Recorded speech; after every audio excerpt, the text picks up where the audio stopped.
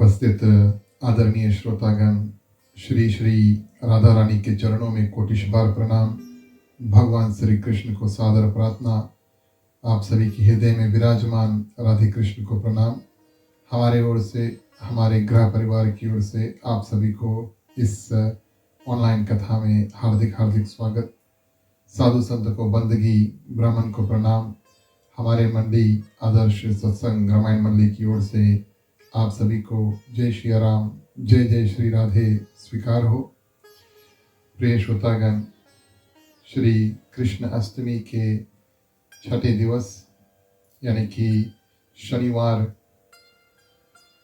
में हम प्रवेश कर चुके हैं और इस पावन पुनीत कथा में आप सभी का हार्दिक हार्दिक स्वागत करते हैं। जिन जिन लोगों ने हमें फीडबैक, कमेंट्स इत्यादि दिया, प्रिय श्रोतागण, उनको हम हृदय से धन्यवाद देते हैं। और जो जो लोग हमें संपर्क किए, प्रश्न इत्यादि किए, मुझे उम्मीद है कि आपको कथा के माध्यम से जो जो प्रश्न इत्यादि है वो उसका उत्तर आप सभी को प्राप्त हो रहा है। प्रिय श्रोतागण, आज की जो कथा है, हमने श्रीमद् भागवत महापुराण और बड़ा प्रेम सागर जो ग्रंथ है, इन दोनों में से निचोड़ के आपको भगवान श्री कृष्ण के एक बहुत सुंदर जो लीला है उसको प्रस्तुत करना है। यूँ कहें तो गोवर्धन धारण जो कथा है, यानी कि भगवान श्री कृष्ण अपने कानी उंगली में गोवर्धन पर्वत को उठाते हैं, ये कथा हम कई बार सुनते हैं। लेकिन ये एक ऐसी कथा है जिसमें हमें भगवान श्री कृष्ण की जो भक्ति है वो भी प्राप्त होती है और रुचि जो है वो भी प्राप्त होती है। और तो और प्रिय श्रोतागण, इसमें जीवन में धारण करने के लिए ज्ञान भी प्राप्त होता है। ये ऐसी कथा सिर्फ नहीं है कि भगवान श्री कृष्ण ने इस पर्वत को 5000 से ज़्यादा वर्ष पहले उठाया था और ब्रजवासियों के जो प्राण इत्यादि उसको बचाएं। लेकिन हम और आप जैसे भक्त के लिए, प्रिय श्रोतागण, जैसे ब्रजवासी भगवान श्री कृष्ण के कहने पर और गोवर्धन पर्वत के नीचे जाकर के 7 दिन रहते हैं, ये हमारा और आपका जीवन भी, प्रिय श्रोतागण, 7 ही दिन का है। यानी कि कहने का भाव ये कि हर सोमवार, मंगलवार इत्यादि करके और फिर से सोमवार, प्रिय श्रोतागण, शुरू हो जाता है। एक हफ्ते में 7 ही दिन होते हैं और भगवान श्री कृष्ण ये गोवर्धन पर्वत को 7 दिन, प्रिय श्रोतागण, उठा करके रखें। भगवान को हमें ये बात बताना है, भगवान ने हमें ये कर्म करके, प्रिय श्रोतागण, ये ज्ञान दिए हैं कि हर दिन में, हर पल में हम आपके छत्र छाया बन सकते हैं। यानी कि आपके जो सुरक्षा है उसको अवश्य हम कर सकते हैं। बस आप भक्तों का कर्तव्य क्या होता है, हमारा जो बात है यानी कि भगवान की जो बात है उसका पालन करो और वो जो कहें यानी कि हमारे करीब आ जाओ और ये जो पर्वत है, सुरक्षा रूपी पर्वत है, उसके नीचे सभी को आ जाओ। तो आध्यात्मिक रूप से, प्रिय श्रोतागण, हमें ये ज्ञान मिलता है कि हमें भगवान के समीप होना चाहिए, तब भगवान हमारी सुरक्षा जो है अच्छी ओर से कर सकते हैं। आज हम शुरू करेंगे गोवर्धन महाराज की जो कथा है और विस्तार रूप में, यानी कि आराम से जितना समय हमें प्राप्त है इसमें आपको ये कथा का वर्णन करेंगे। और प्रिय श्रोतागण, इस माध्यम से भगवान श्री कृष्ण क्या करते हैं, इंद्र भगवान का जो घमंड इत्यादि है उसका भंग करते हैं। और इस कथा को हम बड़े सुंदर रूप से हम और आप श्रवण करेंगे। एक बार भगवान श्री कृष्ण अभी छोटे बच्चे हैं लेकिन भरपूर रूप से बातचीत करने लगे हैं और काफ़ी सब कुछ समझने लगे हैं। वैसे तो भगवान है, सब कुछ समझते हैं, लेकिन ये एक ऐसा समय आता है जब एक पुत्र पिता से कुछ कहता है और पिता उनके जो बात है उनको सुनता है। अब बड़ा आश्चर्य की बात है, आप कहेंगे कि नंद बाबा एक छोटे बालक की नहीं, लेकिन वो भगवान श्री कृष्ण की बात को सुन रहे थे। लेकिन भगवान श्री कृष्ण के जो मनाने का तरीका है वो बिल्कुल अलग है, और ये इस कथा में हम आराम से श्रवण करेंगे। तो भगवान श्री कृष्ण, प्रिय श्रोतागण, जब देखते हैं कि आज एक ऐसा दिन आया है जहाँ पर घर पर 56 प्रकार के भोग जो है, यानी कि खाना, मिष्ठान, मिठाई इत्यादि, प्रिय श्रोतागण, बन रहे हैं। बड़ा सुंदर कार्यक्रम की तैयारी, प्रिय श्रोतागण, हो रही है। तो अपने नंद बाबा से जाकर के पूछते हैं कि ये किसके आप सम्मान इत्यादि के लिए तैयारी किस कारण से आप कर रहे हो, और आप मुझे बताइए।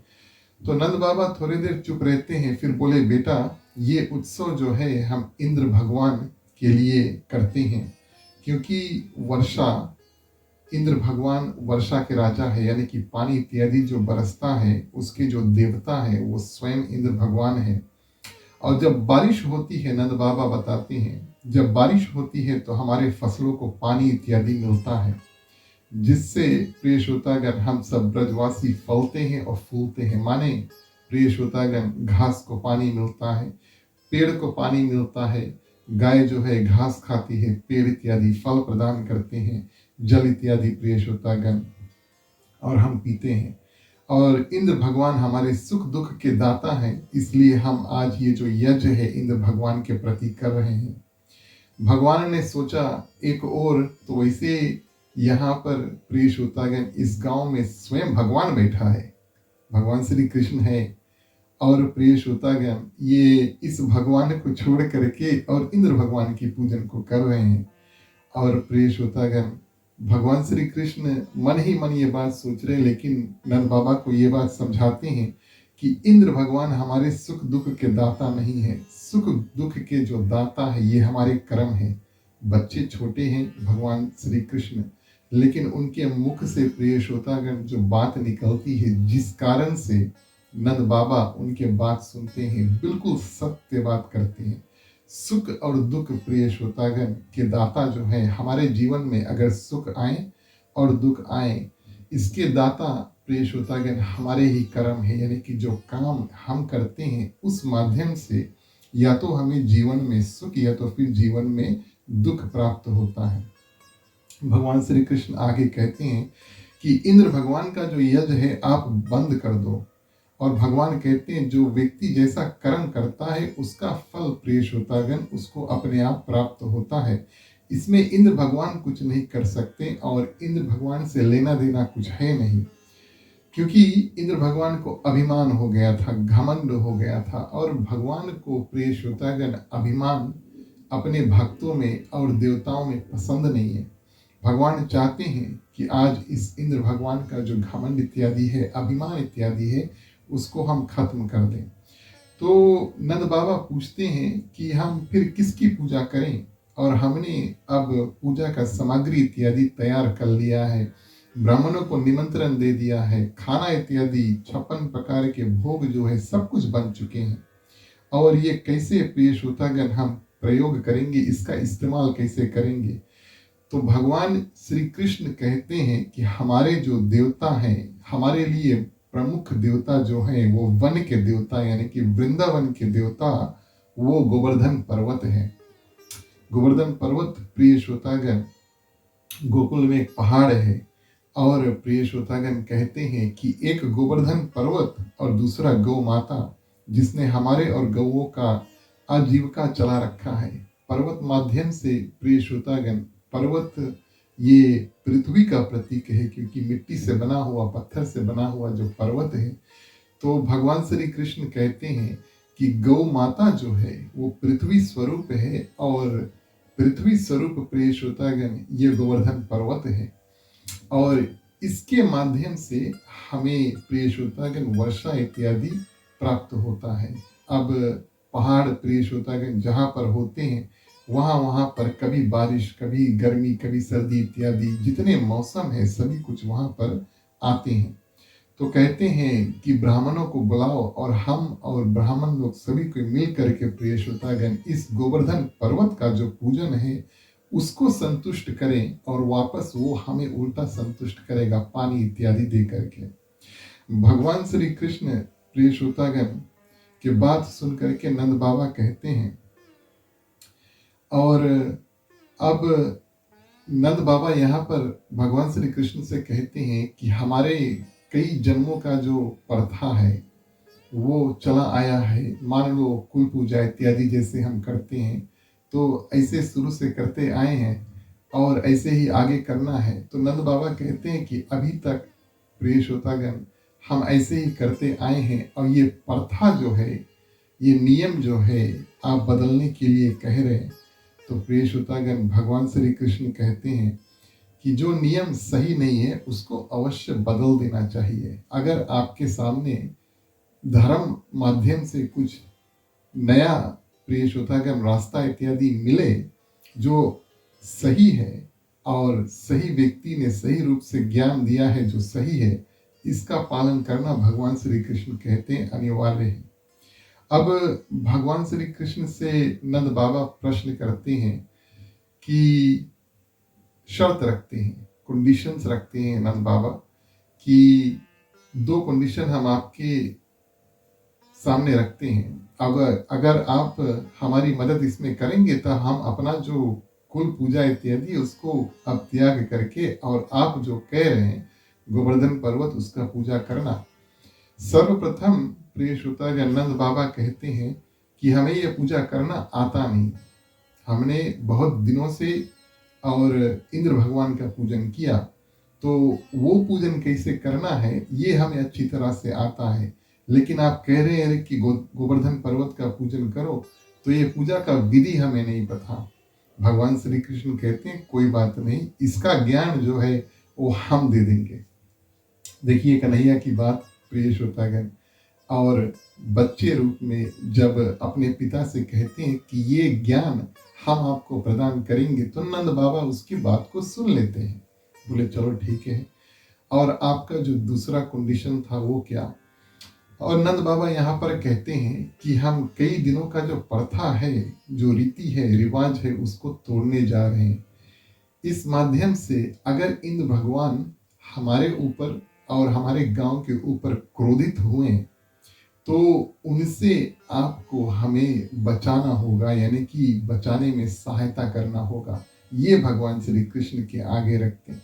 तो भगवान श्री कृष्ण कहते हैं अच्छी बात है, अगर इंद्र भगवान कुछ करेंगे, हम आपके और गांव वासियों की सभी ओर से सुरक्षा करेंगे, सहायता देंगे। देखिए ये आश्वासन भगवान श्री कृष्ण इतना कॉन्फिडेंस के साथ में देते हैं, इतना कॉन्फिडेंस के साथ में देते हैं कि नंद बाबा भी मान जाते हैं। बूढ़े हैं और भगवान श्री कृष्ण छोटे हैं, लेकिन भगवान श्री कृष्ण इनको मना लेते हैं। भगवान की महिमा, ये भगवान की कृपा है।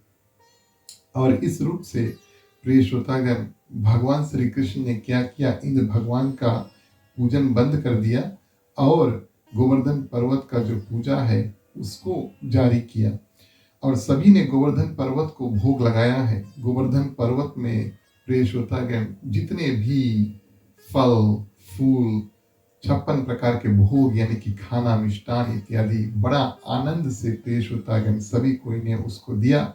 सभी कोई क्या करते हैं, गोवर्धन पर्वत को सुंदर रूप से प्रणाम करते हैं।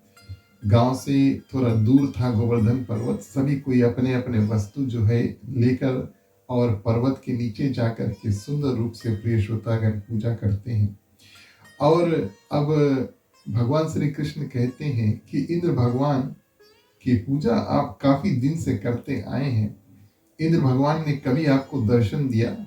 तो गांव वासियों ने कहा नहीं, कभी नहीं दर्शन दिया। इंद्र भगवान ने ही वर्षा कराया जब आपने उनको दान दक्षिणा इत्यादि, भोग इत्यादि लगाया। इस बात का क्या गारंटी है कि हम ये करते हैं और ऐसा फल प्राप्त होता है? कभी आपको इंद्र भगवान ने आकर बताया? कभी आपके सामने उन्होंने जो भोग आपने हर साल चढ़ाया है, क्या कभी उन्होंने आकर आपके सामने खाया? तो प्रिय श्रोतागण गांव वासियों ने कहा हमने तो कभी ऐसा देखा नहीं, हम पूजा करके और जो सामग्री है यहीं पर छोड़ के, जो भोग इत्यादि यहीं पर छोड़कर और चल देते हैं। तब भगवान श्री कृष्ण प्रिय श्रोतागण क्या करते हैं, अपना एक और रूप बनाते हैं। किस रूप से अपना एक और रूप बनाते हैं? एक रूप भगवान श्री कृष्ण का नीचे, प्रिय श्रोतागण, पर्वत के नीचे जहाँ पर सभी लोग थे, वहाँ पर उनके साथ में पूजा करा रहे हैं। जो जो भोग जैसे चढ़ाते हैं प्रिय श्रोतागण, उस भोग को चढ़ा रहे हैं, मंत्र इत्यादि मार रहे हैं, सभी को बताते हैं ऐसा करो, वैसा करो, ऐसे करो। और एक रूप अपना ही पर्वत के ऊपर बना करके सभी को अपना पर्वत वाला दर्शन देते हैं। भगवान श्री कृष्ण अपना एक रूप बनाते हैं और पर्वत के ऊपर से आ जाते हैं, ताकि सभी प्रिय श्रोतागण जितने भी लोग थे वहां पर पूजा करने के लिए आए हैं, उनको ऐसा लगा कि उन्होंने साक्षात गोवर्धन पर्वत जो है, उस पर्वत के देवता का ही दर्शन कर लिया। वास्तविक तौर पर वो स्वयं भगवान श्री कृष्ण ही होते हैं, जो रूप बना करके पर्वत के ऊपर से आते हैं, बड़ा सा रूप बना लेते हैं। सभी कोई बड़े प्रसन्न हुए, बोले हर साल इंद्र भगवान का पूजन किया, पता नहीं लगा कि वो आए या ना आए, कभी दर्शन भी नहीं दिया। ऐसा कभी अनुमान नहीं हुआ कि हमने जो भोग इत्यादि दान में दिया है और चढ़ाया है, कभी उन्होंने खाया, चीखा या नहीं। आज तो स्वयं पर्वत देवता जो है हमें अपना रूप दिखाए हैं, और ना सिर्फ रूप दिखाए हैं, ये भगवान श्री कृष्ण की महिमा है। एक ओर से वो अपने आप चढ़वा रहे हैं, मंत्र से कहते हैं ये चढ़ाओ, वो चढ़ाओ, और दूसरे ओर से प्रिय श्रोतागण, पर्वत के ऊपर स्थिर भगवान श्री कृष्ण जो रूप बनाते हैं, वो लेकर के खा रहे हैं, इधर चढ़ा रहे, उधर खा रहे। और गांववासी बड़े प्रसन्न हुए, बोले पहली बार ऐसे देवता को देखा है जिसने, और जो भी भोग हमने अर्पण किया है सबको बड़ा सुंदर रूप से प्रिय श्रोतागण खाया। एक ओर से पूजा करा रहे हैं, दूसरे ओर से प्रिय श्रोतागण खा रहे हैं। बड़ा ही खुशी प्रिय श्रोतागण सभी ने मनाया, जितने गांववासी होते हैं, और भगवान श्री कृष्ण को धन्यवाद देते हैं। बोले इंद्र भगवान की इतना पूजा किया, आज तक दर्शन नहीं दिया।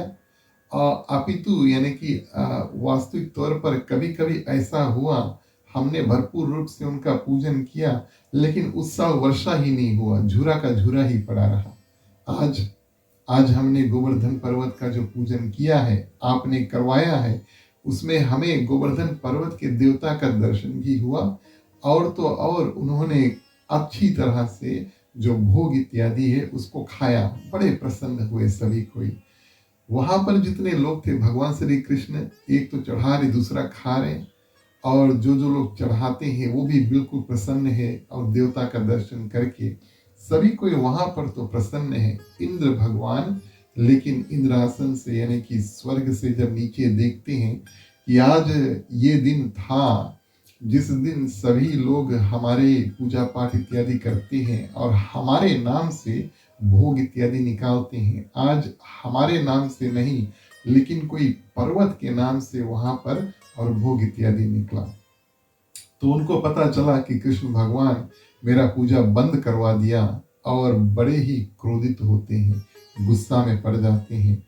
और घमंड प्रिय श्रोतागण, एक अहंकार एक ऐसा वस्तु है, अहंकार, घमंड, अहंकार और घमंड से क्रोध आता है। ये बात हमें रामचरित मानस भी बताती है कि नारद जी को पहले अहंकार हुआ, घमंड आया कि कामदेव को उन्होंने रोक लिया है, उसके बाद में प्रिय श्रोतागण उनको आया क्रोध यानी कि गुस्सा आया। तो एक बुरा वस्तु से दूसरा बुरा वस्तु जन्म लेता है, और अभिमान था यानी कि घमंड था, और उसके बाद में प्रिय श्रोतागण क्रोध आ जाता है। किस बात का क्रोध? कि इन्होंने हमारा पूजा बंद करवा दिया और किसी और का पूजा जो है वो शुरू कर दिया। और वो सोचते हैं, इंद्र भगवान सोचते हैं कि मैं त्रिलोक ईश्वर हूँ, जो है नहीं। हम और आप सभी को जानते हैं कि भगवान विष्णु सबके पालन करता है।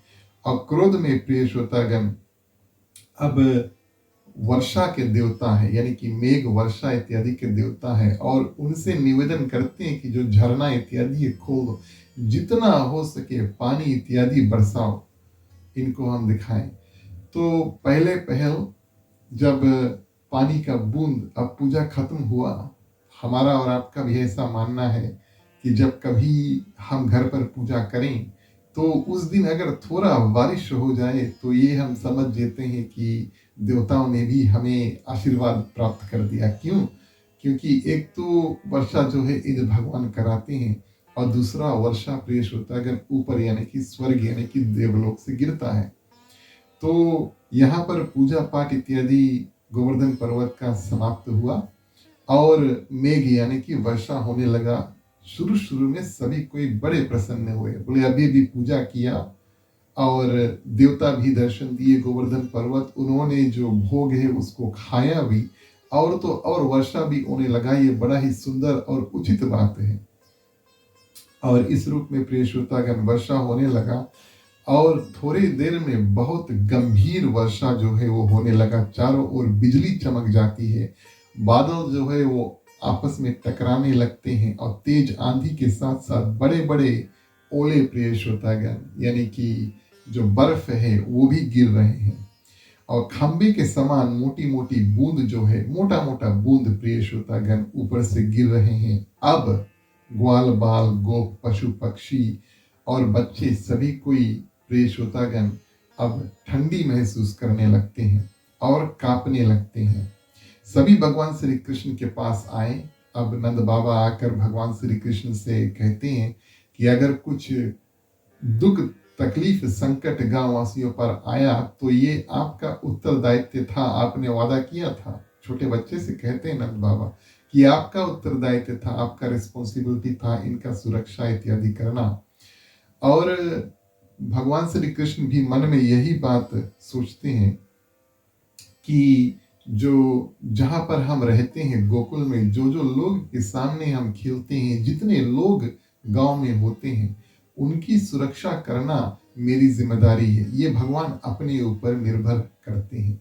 इस कारण से हर एक राक्षस जो है उसका वध कर देते हैं और ऐसा वध करते हैं कि किसी और को प्रिय श्रोतागण कोई रूप से कष्ट ना हुआ। जितने राक्षसों को मारे, हमने 2-3 दिन तक कुछ राक्षसों की कथा आपसे आपके सामने श्रवण कराया प्रिय श्रोतागण। और भगवान श्री कृष्ण इस रूप से उनको मारते हैं कि कोई भी ब्रज के जो वासी होते हैं, गांव के वासी, बच्चे तक और यहाँ तक कि जानवर यानी कि गौ माता, बैल, बानर तक में किसी प्रकार का दुख तकलीफ संकट ना आए। ये भगवान का रिस्पॉन्सिबिलिटी हुआ इनकी सुरक्षा का। आज इंद्र भगवान इतना प्रिय श्रोतागण वर्षा इत्यादि कर रहे हैं, बर्फ इत्यादि पड़ रहा है और सभी के ऊपर इतना दुख तकलीफ है, तो भगवान श्री कृष्ण सोचते हैं कि मैं अपनी योग माया से अब इनकी सुरक्षा जो है उसको करूंगा। और सभी कोई प्रिय श्रोतागण भगवान श्री कृष्ण के पास जाते हैं और ये उचित भी है। हमारे ग्रंथ हमें बताते हैं कि जब कभी हमारे ऊपर किसी प्रकार का दुख तकलीफ पड़े तो हमें भगवान को पहले सोचना चाहिए। अक्सर हमारे साथ में क्या होता है कि हम भगवान के बारे में बिल्कुल अंत में सोचते हैं। इस रूप में द्रौपदी के साथ में ऐसा हुआ। चीरहरण की कथा में जब उनका चीरहरा जा रहा था भरी सभा में, उन्होंने सर्वप्रथम अपने पतियों की ओर देखा। 5 पति थे, 5 पांडव, उनकी ओर देखा, लेकिन उनकी ओर से कोई मदद इत्यादि आया नहीं। जब वहां से कोई मदद नहीं आया तब द्रौपदी ने खड़ा होकर के और हाथ जोड़ के भगवान श्री कृष्ण का ध्यान किया। तब भगवान श्री कृष्ण आकर के उनके साड़ी जो है वो गुप्त रूप से साड़ी बढ़ाते हैं। कहने का भाव ये कि दुख तकलीफ में हमारा ऐसा अनुभव होना चाहिए कि सहारा करने वाले भगवान है और जितना जल्दी हो सके हमें भगवान को याद करना चाहिए। यहाँ पर ब्रजवासी प्रिय श्रोतागण भगवान श्री कृष्ण को याद करते हैं। कुछ भगवान विष्णु का नाम जपते हैं, कुछ भगवान श्री कृष्ण से कहते हैं अब आप ही बचाओ हमें। भगवान श्री कृष्ण बोले जो भी करना है वो हमें ही करना होगा, यानी कि रक्षा इत्यादि करना होगा। और उनको ये आदेश देते हैं। अब अभी तक सिर्फ नंद बाबा उनके बात सुनते थे। नंद बाबा ने गांव वासियों से जैसे जैसे कहा कि ऐसे पूजा करो, ऐसे नहीं करो, ये सब हुआ। अब भगवान श्री कृष्ण सबको ये आदेश देते हैं कि तुम लोग अपने अपने घर पर जाओ और जितने भी वस्तु हैं जो आपको प्रिय हैं, कपड़े इत्यादि हैं, गौ इत्यादि है, जानवर इत्यादि है, धन इत्यादि है, उसको ले करके और वापस हमारे पास पर्वत के निकट आ जाओ। आप सभी कोई गिरिराज पर्वत के पास पहुंचो। और भगवान प्रिय श्रोतागण क्या करते हैं, गिरिराज महाराज को प्रणाम करते हैं, सर्वप्रथम प्रणाम करते हैं और अपने बाएं हाथ, लेफ्ट हाथ के कनिष्ठा उंगली, कानी उंगली से प्रिय श्रोतागण उस गिरिराज महाराज पर्वत को धारण करते हैं, यानी कि उतारते हैं। बोलिए गिरधारी भगवान की जय। तो इस रूप में भगवान श्री कृष्ण जो गोवर्धन पर्वत है उसको धारण करते हैं और सभी को भगवान श्री कृष्ण कहते हैं कि आप कोई भयभीत मत हो, आप कोई डरना मत। तुम सभी अपने अपने गौओं को लेकर के, धन संपत्ति जो भी आप लेकर आए हैं, बच्चे इत्यादि सभी कोई, जितने गांववासी सब आए हैं, सभी को लेकर और गिरिराज यानी कि गोवर्धन पर्वत के नीचे अब बैठ जाओ। ये कुछ दिनों का मामला है। हमारा आप जानते हैं, कथा में बताती है कि 7 दिन ऐसा होता है और भगवान श्री कृष्ण बुला करके सबको नीचे बैठा देते हैं। बहुत तेज मूसलाधार वर्षा हो रही है। हाथी के कथा में ऐसा वर्णन है कि हाथी के जो सूंड हैं, आप सभी जानते हैं, जिस रूप से बराबर पानी फेंकते हैं जब उनके अंदर पानी होता है, और उसी रूप से बराबर पानी दिन रात प्रिय श्रोतागण चलती रही और सभी ब्रजवासी एक टक भगवान श्री कृष्ण के दर्शन कर रहे हैं। अब ये भी बात उचित है और ये भी बात सही है कि जो भी कोई भगवान श्री कृष्ण के पास है और जो भगवान श्री कृष्ण के दर्शन कर रहे हैं, उसको कोई दुख तकलीफ संकट इत्यादि नहीं आ सकता। ये एक आज बड़ा सुंदर उदाहरण हमें मिलता है कि हम भगवान के पास रहें और भगवान का दर्शन करें, क्योंकि जितने लोग जो गोवर्धन पर्वत के नीचे थे भगवान का दर्शन कर रहे हैं और भगवान के पास हैं, वो आराम से बड़े सुरक्षित हैं। उनको कोई चिंता, कोई दुख तकलीफ कुछ नहीं। क्यों? वो भगवान के पास है। तो जो चिंता इत्यादि भगवान अपने आप हर लेता है। तो इस रूप में तुम सभी आराम से बैठो यहाँ पर और कुछ दिन हमारे साथ यहाँ पर रुको, भगवान श्री कृष्ण कहते हैं। 3 दिन बीत गए। भगवान श्री कृष्ण एक टक जो है कानी उंगली पर गोवर्धन पर्वत को धारण किए हैं। भगवान बैठते नहीं है, भगवान खड़े हैं और गोवर्धन पर्वत उसके ऊपर है और 3 दिन से गोवर्धन पर्वत जो है उसको धारण किए हुए हैं। तो माँ यशोदा जो गांव के लोग हैं उनसे कहते हैं कि हमारे इतना छोटा लाला इतना बड़ा पर्वत के उठा करके रखे हैं और 3 दिन हो चुके हैं, क्यों ना आप लोग थोड़ा थोड़ा सहारा प्रदान कर दो। कुछ नवयुवक जिन्होंने सोचा उनके पास शक्ति इत्यादि है, अकड़ कर खड़े हुए और कहते हे मैया, क्यों नहीं हम सभी उनके सहायता सहयोग इत्यादि करेंगे। सभी ब्रजवासियों ने अपनी अपनी लाठी डंडे इत्यादि जो लेकर आए थे वो गोवर्धन पर्वत के नीचे टिका दी और कृष्ण से, भगवान से कहते हैं कि देख लाला, ये नहीं सोचना कि तुम ही ये जो पर्वत है उसको लेकर खड़े हो, हम भी अपने अपने लाठी जो है प्रिय श्रोतागण लगाकर और रखे हैं। भगवान श्री कृष्ण से कुछ लोग प्रश्न करते हैं। अब 7 दिन तो समय ज्यादा है, तो वहां पर बातचीत कई हुए और भगवान श्री कृष्ण मंद मंद मुस्कुरा करके कहते हैं, क्योंकि जो लोग वहां पर होते हैं भगवान श्री कृष्ण से पूछते हैं, क्या प्रश्न करते हैं, बोले आपके पास इतना शक्ति कहाँ से आई। अब लोग जब डंडा लगाते हैं तो भगवान बोले चलो थोड़ा हम भी लीला करते हैं और अपना उंगली थोड़ा हटाते हैं तो डंडा जो है प्रिय श्रोतागण सब टूट करके गिर जाता है और भगवान श्री कृष्ण फिर से पर्वत जो है वो धारण कर लेते हैं। तो लोग वहां पर भगवान से प्रश्न करते हैं कि आपके पास इतनी शक्ति कहाँ से आई कि आप ऐसे सुंदर बड़े पर्वत को उठा पाए। भगवान श्री कृष्ण कहते हैं आपको डंडा इत्यादि लगाने की आवश्यकता नहीं है। क्यों? क्योंकि आप सभी का सहयोग जो है इस पर्वत को ऊपर खड़ा रखने के लिए पहले से भी आपने सहयोग जो है, मदद जो है वो दे दिया है। तो ब्रजवासियों ने पूछा कि किस रूप से हमने सहयोग प्राप्त किया। तो कन्हैया घूमकर सबकी ओर देखते हैं और पूछते हैं कि कौन ऐसा व्यक्ति यहाँ पर है जिसके घरे हम जाए के माखन चोरी नहीं किया, हाथ उठाओ। बोले कौन ऐसा व्यक्ति है जिसके घरे हम जाकर के माखन चोरी नहीं किया। कोई भी अगर ऐसा है तो हाथ उठाओ। सिर्फ प्रिय श्रोतागण माँ यशोदा हाथ उठाती है। ये हमने दूसरे तीसरे दिन की कथा में आपसे बताया था कि भगवान श्री कृष्ण चोरी करने जाते हैं और गांव में जितने घर है सब में चोरी करते हैं, अपने घर पे चोरी नहीं करते। कारण भी बताया था। आज हम कथा को आगे बढ़ाते हैं। तो भगवान श्री कृष्ण कहते हैं कि आपका पदार्पण हमारे शक्ति में पहले से हो गया। बोले जो जो लोग माखन मिश्री इत्यादि दही इत्यादि खाते हैं वो बड़े तंदुरुस्त होते हैं, शक्तिशाली होते हैं। हमें देखो, हम अपन घर के भी नहीं और सब घर में घूम के हम ये सब वस्तु जो है वो खाए हैं। तो आप सबके घर से हमने थोड़ा थोड़ा शक्ति बटोरा और यही शक्ति के साथ में और हम ये गोवर्धन पर्वत को धारण किए हैं।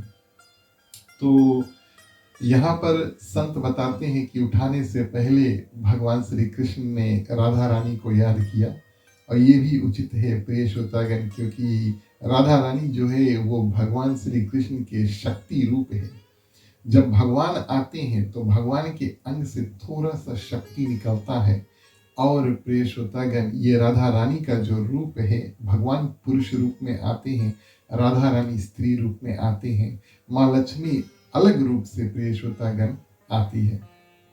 रुक्मणी के रूप में माँ लक्ष्मी अपना रूप धारण करती है। तो भगवान श्री कृष्ण राधा रानी का भी ध्यान करते हैं, क्योंकि भगवान श्री कृष्ण की शक्ति जो है वो राधा रानी से आती है। उनको ध्यान करके और पर्वत उठाते हैं।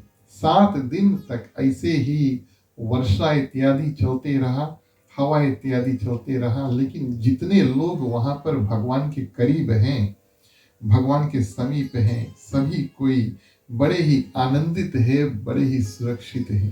कभी कभी हमें भी अब एक ओर से अगर हम देखें तो यही लोग अगर घर पर होते हैं तो उनका जो दैनिक जीवन बड़ा कठिन है ना। सुबह उठना, 3-4 बजे सवेरे उठ जाते हैं गाय इत्यादि दूधने के लिए, खेत इत्यादि में काम करते हैं, दिन भर खेत में काम करते हैं और शाम को आते हैं थके, कुछ पूजा पाठ इत्यादि करके परिवार से बात करके और सो जाते हैं। और 7 दिन, हर हफ्ता 7 दिन उनका ऐसा बीतता, कड़ी मेहनत, हार्ड लेबा करते हैं, गौचारण करते हैं, घास माताएं खाना इत्यादि बनाती हैं। तो ये मेहनत वाला काफी मेहनत वाला काम है। और यूं मान लो कि उनके लिए ये 7 दिन का हॉलिडे हो गया, क्योंकि सभी कोई एक साथ में है, बातचीत कर रहे हैं और भगवान उनके साथ में है, किसी प्रकार का चिंता नहीं है। तो उनके लिए कहने का भाव, उनके लिए 7 दिवस बीत गया, उनको पता ही नहीं चला। हमारे भी जीवन में प्रिय श्रोतागण ये एक बहुत सुंदर सीख मिलता है कि अगर हम भगवान से करीब जुड़े रहें और भगवान का हमेशा याद करते रहें तो हमारा जीवन भी अवश्य सुंदर से गुजरेगा, इसमें कोई भी संदेह नहीं है। ये बात हमें श्रीमद् भागवत महापुराण की कथा, बड़ा प्रेम सागर की कथा भी बताती है। और कथा का लक्ष्य यही है कि हम भगवान के पास हमेशा भगवान से जुड़े रहें और जो चिंता दुख तकलीफ इत्यादि है उसका निवारण जो है वो भगवान अपने आप करेंगे। जैसे हफ्ता में 7 दिन है वो कट गए ब्रजवासियों के लिए बिना कुछ परिश्रम के, बिना कुछ दुख के, वैसे हमारा पूरा जीवन प्रिय श्रोतागण कट सकता है। तो भगवान मुस्कुराते हैं। और प्रिय श्रोतागण अब क्या हुआ, 7 दिन पूरे हुए। अब 7 दिन में इंद्र भगवान के पास 7 दिन की, एक तो हफ्ते में 7 दिन है, तो ये देवताओं का प्रकोप जो है, देवता लोग कभी हमारे ऊपर भी दुख तकलीफ लाते हैं, या हमारे जीवन में जो दुख तकलीफ है वो हफ्ता के किसी भी दिन आ सकता है, हफ्ता के किसी भी दिन आ सकता है। 7 दिन प्रिय श्रोतागण भगवान श्री कृष्ण ऐसे के ऐसे खड़े रहे। और 7वें दिन का जब अंत हुआ तो इंद्र भगवान के पास अब शक्ति रहे नहीं गए कि अब और वर्षा वो करें। वर्षा अपने आप बंद हो गया। आंधी, ओले, आइस, बर्फ इत्यादि जो गिर रहा था वो अपने आप कितना इंद्र भगवान गिराएंगे, उनका शक्ति ही समाप्त हो गया। भगवान श्री कृष्ण वैसे के वैसे खड़े रहें और सभी को वैसे के वैसे सुरक्षित रहें। अब ये एक अद्भुत घटना हुई। भगवान श्री कृष्ण सभी से कहते हैं कि अब वर्षा इत्यादि बंद हुआ, आप पर्वत के नीचे से हटिए और हम अब इस पर्वत को नीचे धरने जा रहे हैं। तो भगवान श्री कृष्ण सभी को किनारे करके सभी कोई नीचे से बाहर आए, जानवर इत्यादि, गाय बैल सब कुछ नीचे नीचे से बाहर आए और भगवान श्री कृष्ण उस पर्वत को प्रिय श्रोतागण आराम से धीरे से नीचे रख के उसको प्रणाम करते हैं, उसको धन्यवाद देते हैं। सभी लोग पर्वत से जब बाहर निकलते हैं तो आसपास में देखते हैं, गांव पहुंचते हैं, गांव के घर इत्यादि को देखते हैं और घर प्रिय श्रोतागण वैसे के वैसे, और कोई ऐसा वस्तु, रास्ते इत्यादि थे, खेत इत्यादि थे, कोई ऐसा वस्तु में ऐसा प्रतीत नहीं, ऐसा अनुमान नहीं, ऐसा जान नहीं पड़ता कि वहां पर 7 दिन तक मूसलधार यानी कि लगातार वर्षा जो हुआ, ऐसा सभी को दिखने में आया कि जैसे वो गांव छोड़कर पूजा करने के लिए गए थे वैसे ही वापस उनको आकर अब गांव प्राप्त हुआ। बाढ़ का एक भी संकेत उनको दृश्य इत्यादि दिखने को नहीं मिले। वैसे 7 वर्ष अगर 7 दिन अगर लगातार कहीं पर भी पानी बरसे तो शायद घर इत्यादि में काफी नुकसान हो, बाढ़ इत्यादि के कारण से काफी नुकसान हो, लेकिन प्रिय श्रोतागण नंदगांव में ऐसा कुछ नहीं हुआ, ऐसा कुछ नहीं हुआ। और भगवान श्री कृष्ण अब ये सोचते हैं कि हम इनको कारण बताएं या ना बताएं। हमने गोवर्धन पर्वत उठाया तो हमने इनको बहला फुसला कर बता दिया, सभी के घरे माखन इत्यादि खाए थे, हमारे पास शक्ति ज्यादा है। लेकिन अब ये दृश्य कि वो आए और उनका घर जो है बिल्कुल सुरक्षित है, उसमें कोई डैमेज इत्यादि नहीं है, ये हम कैसे उनको समझाएंगे? तो नहीं समझाते, बताते नहीं है। लोग आश्चर्यचकित होते हैं, लेकिन लोग फिर सोचते हैं, बोले अच्छा पर्वत थोड़ा दूर पे ना, शायद पानी सब वहां पे बरसा होगा और यहाँ पे कोई पानी बरसा नहीं होगा। लेकिन भगवान श्री कृष्ण प्रिय श्रोतागण और कथा के माध्यम से संत हमें ये बात बताते हैं कि वास्तविक तौर पे जहाँ पर गोवर्धन पर्वत रहा वहां पर पानी बरसे और गांव के ऊपर भरपूर रूप से पानी बरसे, तो प्रश्न ये उठता है कि इतना ज्यादा पानी बरसा वो गए कहाँ? 2 बातें हम आपको बताएं। इधर 7 दिन तक भगवान श्री कृष्ण अपने कानी उंगली पर गोवर्धन पर्वत को उठा करके रखे हैं और गांव वासियों की सुरक्षा की।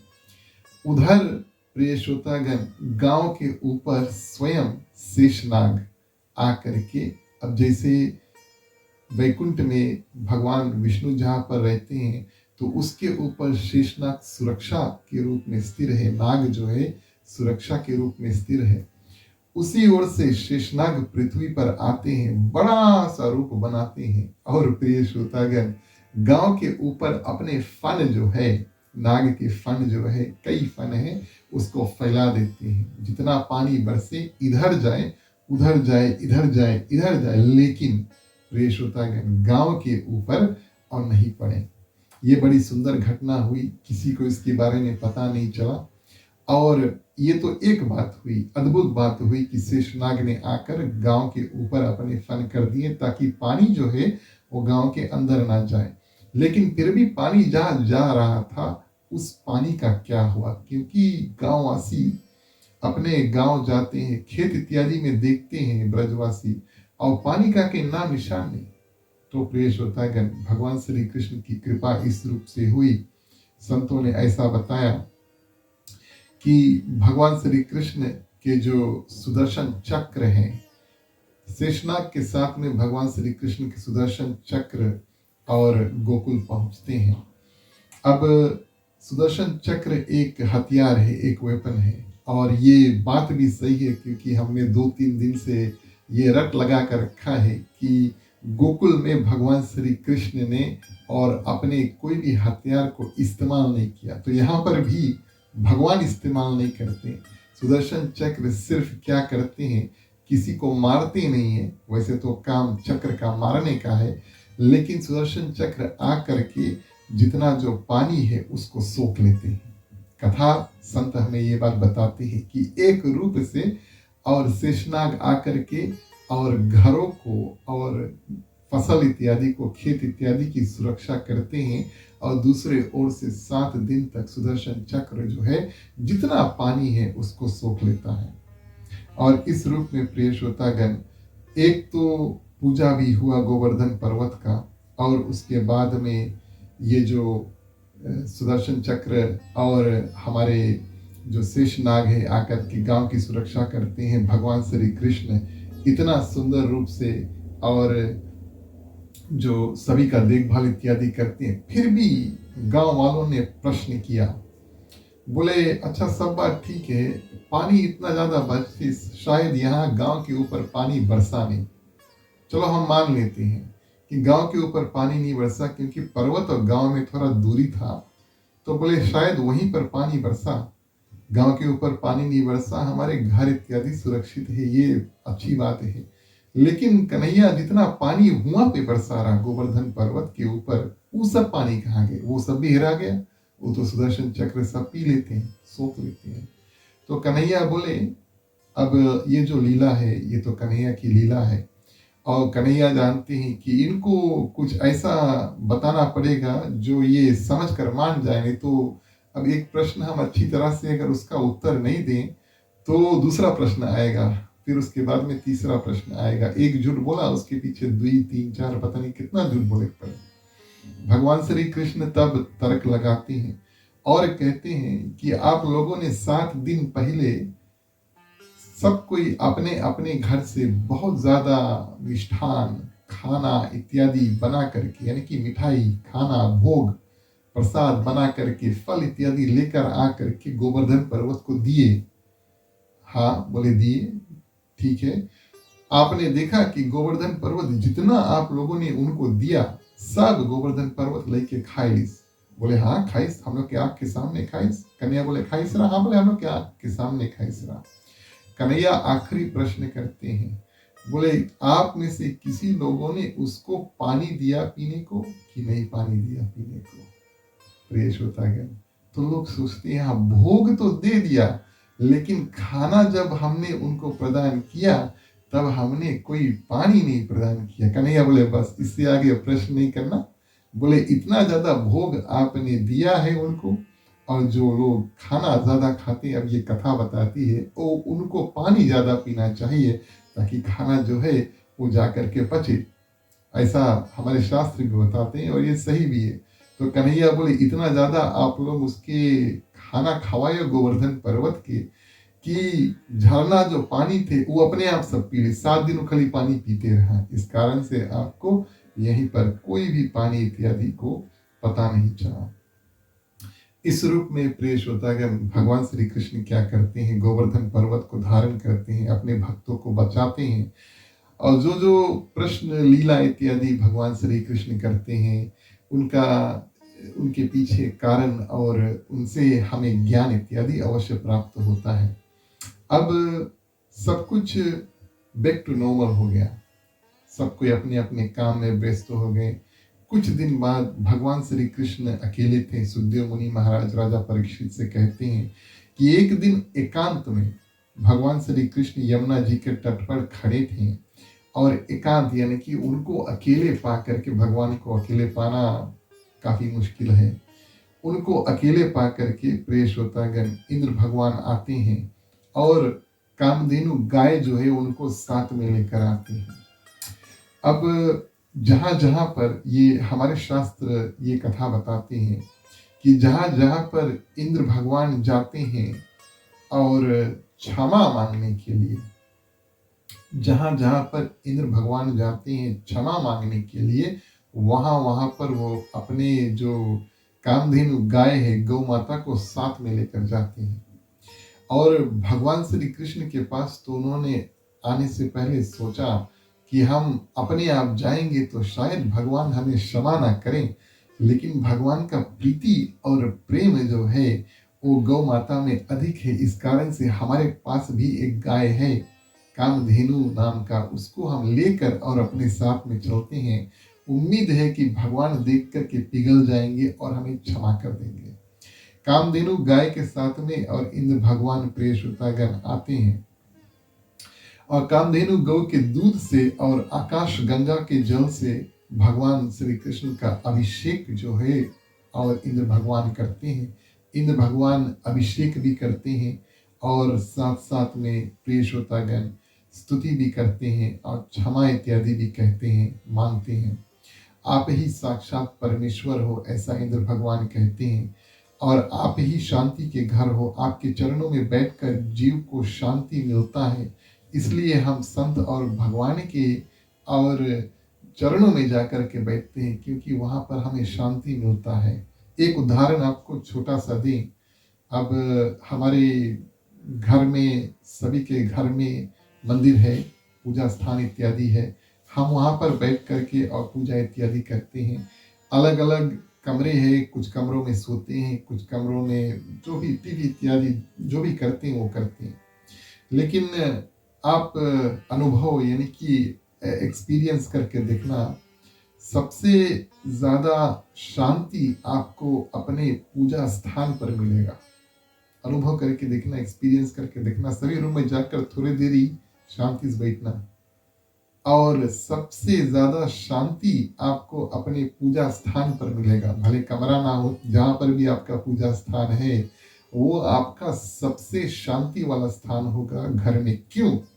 क्योंकि वहां भगवान का साक्षात वास है। प्रिय श्रोतागण, जहां भगवान है वहां पर शांति है। यही बात इंद्र भगवान कहते हैं कि आप ही शांति का घर है। आपके चरणों में बैठकर जीव को शांति मिलती है। इसलिए हम संत भगवान के चरणों में जाकर बैठते हैं, अपने पूजा स्थान में बैठकर पूजा करते हैं, क्योंकि हमें इनके चरण में बैठ करके शांति प्राप्त होता। आगे इंद्र भगवान बड़ा सुंदर स्तुति करते हैं, बातचीत करते हैं और कहते हैं कि आप जगत के पिता हैं, आप जगत के मालिक हैं और आप ही जगत गुरु हैं। कोई व्यक्ति और अपने को अगर मालिक कहे, हमने ये दुख तकलीफ काटा है जीवन में, क्योंकि हम सोच रहे थे कि जगत पिता हम हैं, तीन लोक के स्वामी हम हैं। लेकिन अब हम समझ गए हैं कि जगत के स्वामी आप हैं। मालिक का मतलब है जिसके पास, प्रिय श्रोतागण, वो वस्तु है जो उसके पास हमेशा रहे। कहने का भाव, ये जो तीन लोक 14 भुवन, जो भी कुछ वस्तु हम देखते हैं, जानते हैं, नहीं देख पाते हैं, नहीं जान पाते, ये सब भगवान का दिया हुआ है। ये भगवान का है और ये भगवान का रहेगा। आना जाना तो हम और आप जैसे जीव के निर्धारित है। हम आएंगे, ये वस्तु यहीं पर रहेगा, हम चले जाएंगे, फिर आएंगे। लेकिन जो वस्तु है वो सब भगवान का है, और इंद्र भगवान यही बात कहते हैं। कभी कभी हम क्या करते हैं, जो वस्तु हमारा है नहीं उसको अपना मान बैठते हैं, और वही इंद्र भगवान करते हैं। इस कारण से आज उनको यहाँ पर आकर के भगवान के सामने क्षमा मांगना पड़ा, कि उन्होंने सोचा कि ये सब पृथ्वी जगत इत्यादि सब, और ये जो हमें पूजा इत्यादि कराएंगे, ये सब मेरे लिए है। लेकिन नहीं, भगवान श्री कृष्ण का सब कुछ है। प्रिय श्रोतागण, उसका ध्यान करके और हमारे जीवन में शांति आ सकती है। ये बात स्वयं इंद्र भगवान बाय एक्सपीरियंस, अब उनको पता चला, बाय एक्सपीरियंस अब आकर प्रिय श्रोतागण बताते हैं। तो इंद्र भगवान कामधेनु गाय को साथ में लेकर आए हैं और उनको अभिषेक किया है, और आज इंद्र भगवान ने भगवान श्री कृष्ण का एक नया नाम जो है उसको दिया। अब भगवान श्री कृष्ण ऐसे देवता हैं, कई रूप से वो भगवान श्री राम से अलग हैं, डिफरेंट हैं। भगवान श्री राम मर्यादा पुरुषोत्तम है, भगवान श्री कृष्ण लीलाधारी है, यानी कि लीला करने वाले हैं। भगवान श्री राम ने जो जो किया है, जो जो कार्य भगवान श्री राम ने किया उसको हम करें, लेकिन भगवान श्री कृष्ण ने जो जो किया उसको हमारे लिए करना असंभव, इम्पॉसिबल है। कोई गोवर्धन पर्वत को उठाना ये कोई साधारण बात नहीं है। हमने भी कृष्ण अष्टमी पर्व के लिए गोवर्धन पर्वत बनाया, ये हमारे और आपके सामने आज रखी हुई है, और ये भी इतना गढ़ू है कि एक व्यक्ति को उठाना बड़ा मुश्किल है। तो आप अनुमान लगाएं कि भगवान श्री कृष्ण जो बड़े से गोवर्धन पर्वत को, प्रिय श्रोतागण, अपने कानी उंगली में लेकर, ये भगवान का कार्य, ये हमारा और आपका कार्य नहीं है। हम सिर्फ इसका मूर्तिमान रूप में और पूजा इत्यादि कर सकते हैं। तो यहाँ पर कहने का भाव ये है कि भगवान श्री राम के नाम अनेक है, मतलब नाम एक है, मतलब अनेक है। भगवान श्री कृष्ण के नाम ही अनेक है, कई रूप से हम उनको गोविंद कहते हैं, भगवान श्री कृष्ण कहते हैं, गिरधारी कहते हैं। प्रिय श्रोतागण, अलग अलग नाम से कन्हैया, लाला, कनुआ, ये सब नाम से हमने दूसरे दिन की कथा में आपसे बताया था कि माता जी ने और माँ यशोदा ने भगवान श्री कृष्ण को घर का नाम यानी कि निकनेम दिया था कनुआ, और जैसे बलराम को दिया था बलवा।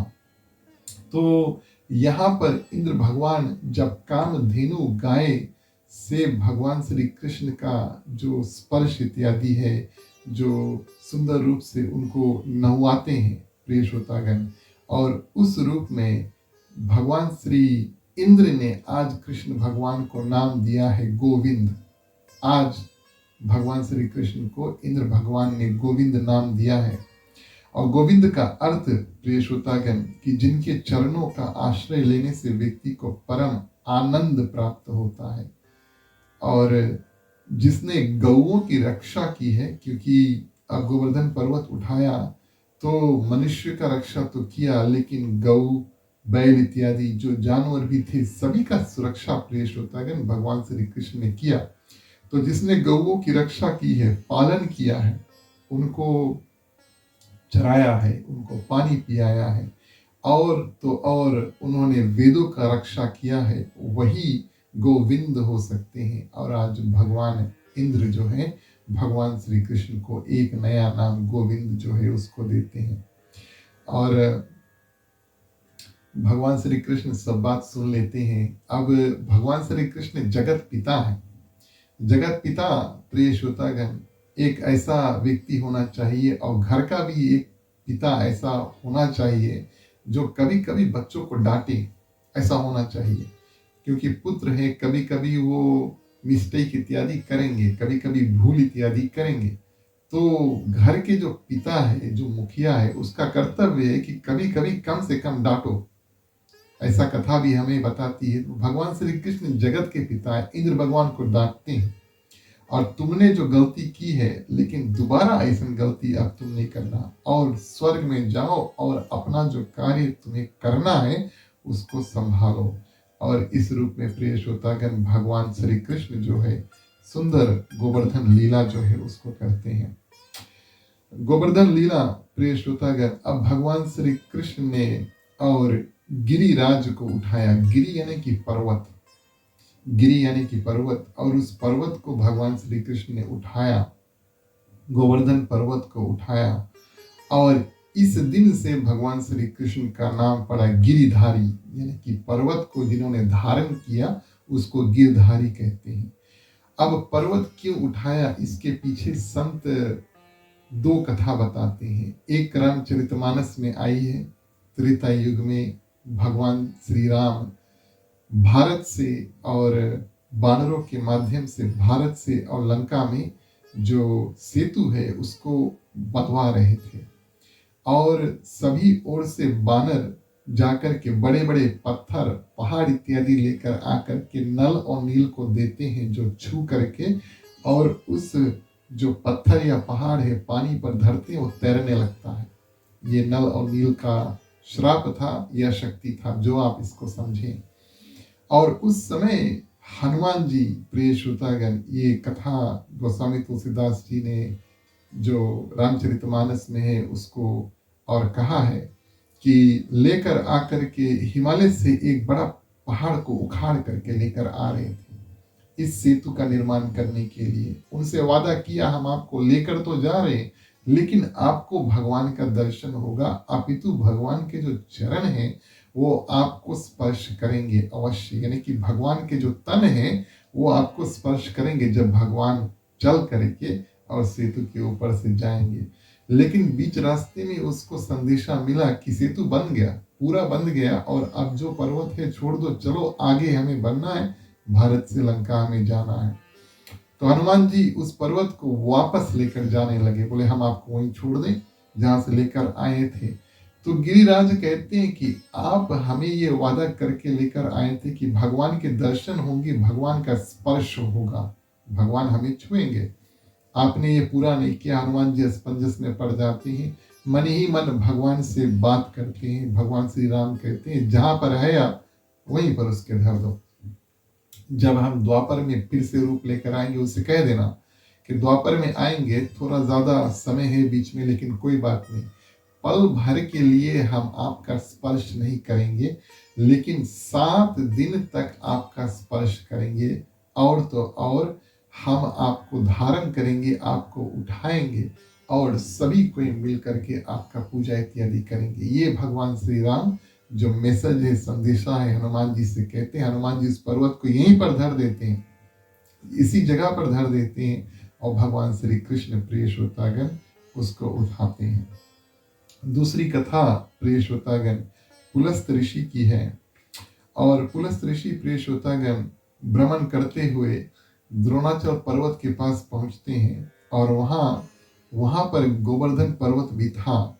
और देख करके उनको बड़ा सुंदर पर्वत लगा। गोवर्धन पर्वत दिखने में बड़ा सुंदर है। और प्रिय श्रोतागण गोवर्धन पर्वत के जो पिता है द्रोणाचल पर्वत, उनसे मांगते हैं कि आप हमें अपना पुत्र को दे दो, हम इनको काशी लेकर जाना चाहते हैं। अब द्रोणाचल पर्वत ये नहीं चाहते कि हमारा पुत्र को कोई लेकर चल दे, लेकिन ये ऋषि बड़े पहुंचे हुए ऋषि थे, तो चलो कहते हैं कि अच्छा आप चल दो। और गोवर्धन पर्वत कहीं पर जाना नहीं चाहते थे, लेकिन ऋषि के साथ में गए। एक शर्त उनसे लगाई कि आप हमें यहाँ से प्रिय श्रोतागण लेकर जा रहे हैं, बीच में कहीं पर रखना नहीं, आप हमें कहीं पर बीच में रखना नहीं, आपको अंत समय तक हम आपका साथ देंगे। अगर बीच में कहीं रख दिया तो आप हमें वापस उठा नहीं पाओगे। तो प्रिय श्रोतागण पुलस्त ऋषि जो है मान जाते हैं अपने सिद्धि के माध्यम से, और गोवर्धन पर्वत को उठा लेते हैं। बीच रास्ते में उनको प्रिय श्रोतागण और प्यास इत्यादि लगा, उनको शौचालय इत्यादि जाना था, और इस माध्यम से थोड़े देर के लिए और भूल गए कि अगर हम इसकी यहीं पर रखेंगे तो यहीं पर रहेंगे। और क्या करते हैं, नीचे धर कर अपना कार्य करने को चल देते हैं। लौट कर आते हैं, पर्वत अब उठता नहीं है। तो गोवर्धन पर्वत कहते हैं कि हमने आपसे बताया था कि अगर बीच रास्ते में हमें रख दी तो हम यहीं पर रुक जाएंगे। तब प्रिय श्रोतागण वहां पर पुलस्त ऋषि क्या करते हैं, शाप देते हैं। अब इस कथा को हम किस कारण से आपसे बता रहे हैं कि गोवर्धन पर्वत काफी बड़ा पर्वत था। जब भगवान श्री कृष्ण ने उनको धारण किया था, कोई छोटा कोई साधारण पर्वत नहीं था, और काफी बड़ा प्रिय श्रोतागण संतों के माध्यम से लगभग 3 किलोमीटर ऊंचा पहाड़ था। 3 किलोमीटर ऊंचा पहाड़ था, काफी बड़ा मोटा ताजा पहाड़ था, ऊंचा था। लेकिन यहाँ पर पुलस्त ऋषि क्या करते हैं, क्योंकि अब गोवर्धन पर्वत के से कहते हैं चलो हमारे साथ में, गोवर्धन पर्वत बोले हम नहीं जाएंगे। इस कारण से उनको श्राप देते हैं कि हर एक दिन, दिनों दिन तुम छोटे हो जाओगे, तुम तिल तिल छोटे होगे। और ये पर्वत जो है प्रिय श्रोतागण हर दिन एक एक मुट्ठी जो है, एक मुट्ठी इतना प्रिय श्रोतागण तब से उन दिनों से कम होता गया। और ये उनके शाप का प्रभाव है। और आप अगर जैसे कि हमने कहा अनुमान लगाए, भगवान श्री कृष्ण ने उनको उठाया था तो बड़े ही ऊंचे ताजे पर्वत थे, लेकिन अभी हमारे के ज़माने में अगर आप जाकर प्रिय श्रोतागण गोवर्धन पर्वत को देखोगे तो बड़ा ही नीचा वाला पर्वत है। अब शायद लगभग हमारे अनुमान से और चित्र में वीडियो में जैसे दिखने को मिलता है, तो लगभग उनका जो हाइट है लगभग 30 मीटर्स 40 मीटर्स ऐसे हाइट होगा, क्योंकि दिन प्रतिदिन उसका जो उनको ऐसा श्राप मिला था। और कहने का ये भाव है कि जो कार्य के लिए गोवर्धन पर्वत वहां पर रुके थे वो कार्य हो गया। उनको भगवान के दर्शन करने थे वो हो गया, भगवान के स्पर्श कराने थे वो हो गया। अब गोवर्धन पर्वत धीरे धीरे प्रिय श्रोतागण कलयुग में बिल्कुल साधारण रूप से समतल हो जाएगा। आज भी भगवान श्री कृष्ण के जितने भक्त हैं उनके लिए गोवर्धन पर्वत बहुत प्रिय है। प्रिय श्रोतागण पूरा परिक्रमा करने काफी लोग जाते हैं। आप इसका चित्र देख सकते हैं या आप इसका वीडियो इत्यादि देख सकते हैं कि किस रूप से 7 कोस यानी एक कोस लगभग 3 किलोमीटर है, तो लगभग 21 किलोमीटर्स इनका अगर आप गोवर्धन पर्वत की एक जगह नीचे से शुरू करें और पूरा परिक्रमा करें यानी कि पूरा राउंड जाएं, तो लगभग ये 21 किलोमीटर्स का जर्नी है। तो ये एक यात्रा है जो भगवान श्री कृष्ण के परम भक्त कभी उनका सौभाग्य प्राप्त होता है तो गोवर्धन पर्वत का प्रिय श्रोतागण ब्रज यात्रा करते हैं और गोकुल यात्रा करते हैं और गोवर्धन पर्वत का भी यात्रा करते हैं। पर्वत ऐसा रूप में है कि अब भगवान ने उसको स्पर्श किया है तो ये बड़ा दिव्य हो गया। वहां पर भगवान के मंदिर इत्यादि काफी कई संत वहां पर रहते हैं, आपको उन संतों के दर्शन आज भी होंगे। और तो और पर्वत की एक बड़ी महिमा है। अब पर्वत ऐसा है कि जैसे हम और आप मंदिर जाते हैं मान लो, और हम मंदिर में मूर्ति की परिक्रमा करते हैं, तो परिक्रमा का क्या अर्थ है? कोई वस्तु बीच में है और हम उसका 360 सेकल मारते हैं। और कहने का ये भाव है कि जब हम सेकल प्रिय श्रोतागण करते हैं तो हमारा आंख से हम जो वस्तु बीच में रखा हुआ है उसका परिक्रमा करते हैं। गोवर्धन पर्वत का परिक्रमा भी इस रूप में है प्रिय श्रोतागण कि हम जब यहाँ से शुरू करें और क्लॉकवाइज जाएं तो हमारा जो आंख है हमेशा पर्वत के दर्शन करेंगे। तो ये बड़ा शुभ और लाभदायक है। जहाँ जहाँ प्रिय श्रोतागण भगवान श्री कृष्ण का अष्टमी इत्यादि होता है, भगवान श्री कृष्ण का कथा होता है और श्रीमद् भागवत महापुराण का कथा होता है, तब हम ऐसे छोटे से गोवर्धन पर्वत का निर्माण करते हैं जो हमारे सामने रखी हुई है। और गोवर्धन पर्वत को प्रिय श्रोतागण उसी रूप से पूजन करते हैं जैसे भगवान श्री कृष्ण ने वो प्रथा शुरू किया था। अब वास्तविक तौर पे गोवर्धन पूजा जो है वो दिवाली के बाद में आता है। दिवाली के बाद में, दिवाली के 1 या 2 दिन बाद आप कैलेंडर में देखेंगे अवश्य गोवर्धन पर्वत जो है गोवर्धन पूजा के नाम से होगा। कुछ कुछ जगह पर उसको अन्नकूट नाम से माना जाता है। और प्रिय श्रोतागण अन्न यानी कि जो खाना इत्यादि है, भोज इत्यादि है, बना करके भगवान को भोग 56 प्रकार के जो भोग है उसको लगाए जाते हैं। तो ये अन्नकूट जो प्रिय श्रोतागण त्योहार है हमारे सनातन कैलेंडर में दिवाली के बाद में आता है, ये यही गोवर्धन पर्वत से जुड़ा हुआ है और इस प्रथा को भगवान श्री कृष्ण ने किया। अब आप पहुंच गए भारत और आप पहुंच गए गोवर्धन पर्वत, उनका दर्शन कर लिया, परिक्रमा कर लिया, चलो ठीक है। लेकिन ये कथा ऐसा होना चाहिए कि हमने कोई दृश्य देखा और हम आपके साथ मन ही मन वो यात्रा भी करके और भगवान का ध्यान जो है उसको कर सकते हैं। ऐसा नहीं है कि हमने कभी भारत नहीं गए, मान लो हमने कभी भारत गए नहीं, हमने भगवान के जो 4 धाम का यात्रा नहीं किया, हमने गोवर्धन पर्वत का यात्रा नहीं किया, तो इसका ये मतलब नहीं कि हमारा जीवन सफल नहीं है। भगवान भक्ति के अनेक रूप और रंग और रास्ते प्रिय श्रोतागण बनाते हैं कि हम अपने घर पर बैठ करके कुछ मूर्ति, कुछ ध्यान, कुछ पुस्तक इत्यादि लिख करके भगवान का भरपूर रूप से ज्ञान और भक्ति जो है उसको कर सके। और मुक्ति के रूप में प्रिय श्रोतागण ऐसा बहुत सरल रूप से संभव है कि सभी कोई उसी प्रकार मुक्त होए जैसे कोई सब ओर से यात्रा इत्यादि करके सुंदर सुंदर दृश्य भारत में देख कर आता। ये भगवान की कृपा उस भक्त के ऊपर होती है जो उनके करीब प्रिय श्रोतागण पहुंच जाता है। भगवान के करीब हम पहुंच जाए, बचा कुचा भगवान प्रिय श्रोतागण अपने आप संभाल लेते हैं। ये गोवर्धन पर्वत की कथा प्रिय श्रोतागण बड़े विस्तार रूप से आज हमने किया और ये उचित भी है क्योंकि इसमें ज्ञान भी है, लीला भी है, भगवान की महिमा भी है प्रिय श्रोतागण। और इस रूप से हमने आज की जो कथा है उसको संपूर्ण किया। आप सभी भक्तों के ऊपर भगवान श्री कृष्ण की विशेष कृपा हो, गोवर्धन पर्वत महाराज की विशेष कृपा आप सभी के ऊपर हो प्रिय श्रोतागण।